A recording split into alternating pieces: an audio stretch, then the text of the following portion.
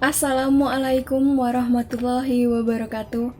Dewan juri yang terhormat, perkenalkan nama saya Nuri Khalidah Hanum dari Prodi Bimbingan dan Konseling Universitas Ahmad Dahlan Yogyakarta. Di sini, saya akan mempresentasikan poster buatan saya dengan judul Bimbingan Konseling Berbasis Teknologi. Di dalam poster saya ini, saya menggunakan beberapa objek seperti gambar bumi yang diselimuti masker, gambar perkotaan, awan, dan rumah. Sangat menggambarkan bagaimana kondisi dunia pada saat ini yang masih berada di tengah pandemi COVID-19. Bumi, di sini saya gambarkan berwarna merah dengan terisi beberapa virus-virus dan tertutup oleh masker, menggambarkan bahwa dunia pada saat ini sedang tidak aman, dikarenakan adanya pandemi COVID-19, di mana virus ini sudah menyebabkan banyak kematian di berbagai negara dan perubahan kehidupan. Kemudian, gambar perkotaan yang dihubungkan dengan awan menggambarkan bahwa semua aktivitas dilakukan secara daring atau online, khususnya adalah proses belajar mengajar.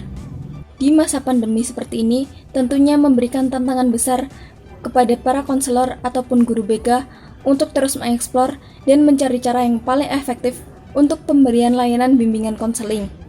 Karena terbatasnya interaksi, tentunya sangat menyulitkan konselor dan juga konseli dalam proses pemberian layanan. Oleh karena itu, saat ini, teknologi sangat berperan penting bagi kehidupan semua orang. Salah satunya adalah untuk media pembelajaran daring dan juga pemberian layanan bimbingan konseling untuk peserta didik.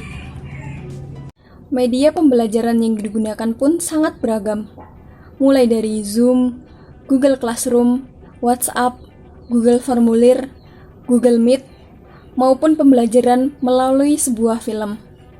Tetapi, dalam layanan konseling, media yang paling efektif menurut saya adalah seperti Zoom, Google Classroom, dan juga video call. Karena di sini, konselor dan konseli dapat saling berbalas pesan suara serta gambar pada waktu yang sama. Maka, komunikasi akan lebih efektif, sehingga tercipta kenyamanan konseli karena ia akan langsung bisa mendapatkan bimbingan dan arahan dari konselor. Media lain yang dapat kita gunakan juga bisa berbentuk Google Classroom, email, WhatsApp, dan Google Formulir. Pemberian layanan BK menggunakan teknologi sangat fleksibel karena bisa dilakukan kapan saja. Peran konselor dalam pengembangan pembelajaran daring yang pertama adalah menjalin komunikasi yang baik dengan orang tua peserta didik. Hal ini akan sangat membantu guru bimbingan konseling untuk mengetahui dan mengontrol keadaan para siswa, serta tahu masalah serta hambatan apa yang sedang dihadapi mereka selama pembelajaran daring ini. Yang kedua adalah memberikan pengembangan karakter, life skill, atau keterampilan hidup sehari-hari kepada para siswa. Walaupun suasana pembelajaran masih dilakukan secara daring, tetapi pengembangan karakter dan juga soft skill sangatlah penting bagi para siswa, guna membentuk kepribadian si anak menjadi pribadi yang berperilaku baik, bijaksana, bertanggung jawab, dan juga memiliki rasa hormat, serta untuk melatih skill-skill mereka yang pada saat ini sangat dibutuhkan dalam dunia kerja. Yang ketiga adalah memberikan peneguhan kepada para siswa agar tidak bosan dan tetap semangat ketika menjalani pembelajaran daring.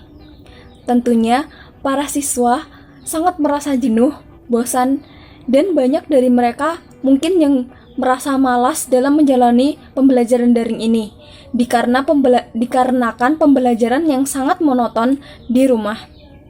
Mereka tentunya memerlukan motivasi dan juga dorongan agar terus semangat dalam menjalani aktivitas secara daring di rumah. Oleh karena itu, peran guru BK di sini adalah memberikan motivasi tersebut agar para siswa tetap merasa nyaman, semangat, dan juga tidak bosan ketika menjalani proses pembelajaran daring di rumah. Yang keempat adalah mengatasi kesukaran dan memahami permasalahan yang dihadapi oleh para siswa. Sesuai dengan fungsi BK sendiri, mengatasi dan memahami permasalahan peserta didik harus tetap kita lakukan dengan memanfaatkan teknologi yang ada di zaman sekarang ini. Tidak menjadi halangan walaupun harus dilakukan secara online. Yang terpenting adalah siswa merasa terbantu dan lega karena permasalahan mereka dapat teratasi. Yang kelima adalah melakukan penggalian data siswa untuk menunjang kelancaran pembelajaran daring. Nah, penggalian di sini adalah melihat data-data peserta didik untuk mengetahui apakah ada di antara mereka yang mengalami kesulitan fasilitas seperti HP, laptop, atau media lain yang digunakan dalam pembelajaran daring, sehingga dapat disampaikan kepada pihak sekolah untuk dicarikan solusinya, seperti pengajuan beasiswa atau bantuan kepada peserta didik tersebut. Layanan bimbingan dan konseling. Sebagai calon konselor, kita harus siap ketika nanti harus dihadapkan dengan keadaan seperti yang sedang terjadi pada saat ini, yaitu semua aktivitas harus dilakukan secara daring, termasuk kegiatan belajar mengajar. Begitu juga dengan pemberian layanan konseling kepada peserta didik. Oleh karena itu, kita semua harus terbiasa dengan teknologi-teknologi canggih yang ada di sekitar kita untuk memberikan layanan tersebut. Inovasi-inovasi pun perlu kita kembangkan agar peserta didik tidak merasa bosan dengan model pembelajaran yang serba online ini. Inovasi-inovasi tersebut yang pertama adalah Cinema Counseling mode daring, yaitu berbentuk konseling kreatif di mana konselor menyampaikan sebuah pesan yang mengandung nilai edukatif, membimbing, serta memotivasi para peserta didik melalui sebuah film. Nah, hal ini tentunya perlu diterapkan dalam proses layanan konseling agar peserta didik merasa lebih senang dan juga terhibur karena pemberian film tersebut.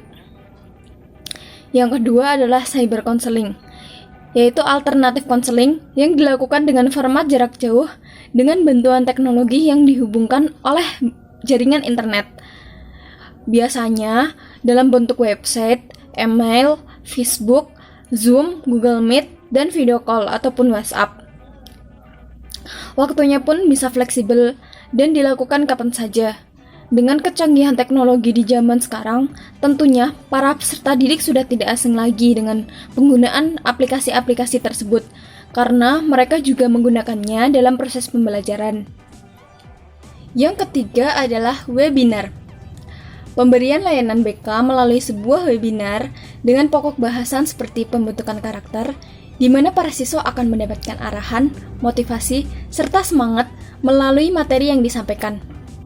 Hal ini akan sangat membantu peserta didik dalam memahami, menilai, dan mengembangkan kecakapan serta bakat minatnya sesuai dengan karakteristik dan kepribadian masing-masing. Demikian presentasi poster dari saya. Apabila terdapat kesalahan dalam saya mengucapkan kata-kata, saya mohon maaf. Wassalamualaikum warahmatullahi wabarakatuh.